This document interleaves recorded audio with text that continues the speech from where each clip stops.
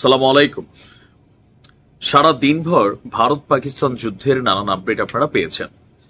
তো গেল রাতে ভারতের মধ্যে পাকিস্তানের যে হামলার ইস্যুটা নিয়ে ভারত এবং পাকিস্তানের বক্তব্যগুলো ছিল আবার সাংঘর্ষিক। পাকিস্তান হুট করে বলছিল যে তারা নাকি ভারতে হামলা চালায়নি, তবে ভারত কিন্তু ভাই করাচিরে 101টা ছেদ করছে। এই ভিডিও শতভাগ সত্যি।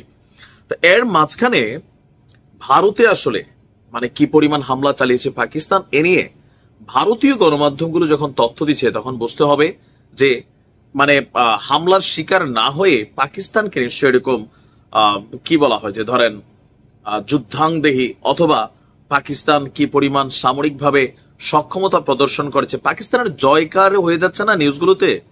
আপনি ভারতের গণমাধ্যম আনন্দবাজারকে দেখেন, তাদের এক প্রতিবেদন বলছে ভারতের রাতভর ব্যাপক হামলা চালিয়েছিল পাকিস্তান। নয়াদিল্লির দাবি যে গতকাল রাতে 36টি নিশানায় হামলা চালিয়েছিল পাকিস্তান, আর এইসব নিশানায় 300 থেকে 400টি ক্ষেপণাস্ত্র আপনার ছোড়া হয়েছে। প্রতিবেদনটি বলছে বৃহস্পতিবার মধ্যরাতে বহুবার সীমান্ত পেরিয়ে ভারতেও প্রবেশের চেষ্টা করেছে পাকিস্তানের সেনাবাহিনী। এই সময় অন্তত 300 থেকে 400 বার আপনার বর্ডারে হামলা, ক্ষেপণাস্ত্র ছোড়া, আর্টিলারি হামলা, অনেক ধরনের ঘটনাই ঘটেছে। এসব হামলায় দিন শেষে আজকে সারাদিনে ভারতের 36টি জায়গাকে চিহ্নিত করা হয়েছে। ভারতের পররাষ্ট্র মন্ত্রণালয় এবং সেনাবাহিনীর এক সংবাদ সম্মেলনে দাবি করা হয়েছে যে এ সকল হামলাগুলোকে তারা ব্যর্থ করতে সক্ষম হয়েছে। সেনাবাহিনীর কর্নেল সোফিয়া কুরেশি, যে কি বলা হয় যে মুসলিম নারীকে নিয়ে খুবই আলোচিত এই মুহূর্তে গণমাধ্যম, সোফিয়া কুরেশি, তিনি বলছেন ভারতের সেনা ছাউনিকে পাকিস্তান নিশানা করার চেষ্টা করেছিল। এ সময় ভারতের আকাশ সীমাও পাকিস্তানের যুদ্ধ বিমানগুলো লঙ্ঘন করার চেষ্টা করেছে। এছাড়া যে নিয়ন্ত্রণ রেখা আছে এলওসি, সেখানেও ক্রমাবর্ত আপনার গোলাবর্ষণ করেছে পাকিস্তানি সেনারা। আর এসব হামলার সর্বোচ্চ প্রতিহত করেছে ভারতের সেনাবাহিনী, এমনকি বেশ কিছু ড্রোনও ভূপাতিত করেছে। কর্নেল কুরেশির বক্তব্য, গোপনে গোয়েন্দা তথ্য সংগ্রহের জন্য পাকিস্তান থেকে উড়ে এসেছিল এ সকল গোয়েন্দা ড্রোন। আর এর মধ্যে যেসব ড্রোন ভূপাতিত করা হয়েছে তার ফরেনসিক পরীক্ষা করা হচ্ছে।